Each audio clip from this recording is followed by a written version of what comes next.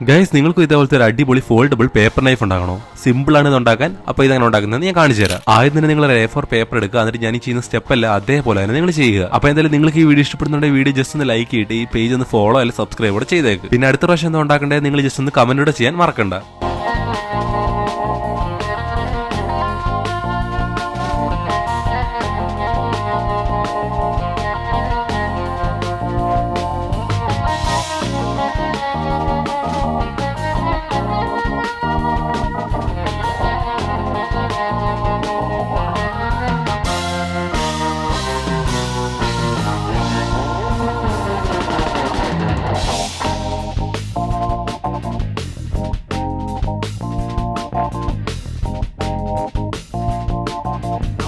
അവസാനം നിങ്ങൾ മടക്കി കഴിയുമ്പോൾ നിങ്ങൾക്ക് ഇങ്ങനത്തെ ഒരു ഷേപ്പ് കിട്ടും. എന്നിട്ട് നിങ്ങൾ ഇത് നോക്കിയിട്ട് ഈ വീഡിയോക്കകത്ത് കാണുന്ന പോലെ ലെഫ്റ്റിലോട്ടും റൈറ്റിലോട്ടും പതുക്കെ മടക്കി കൊടുക്കുക.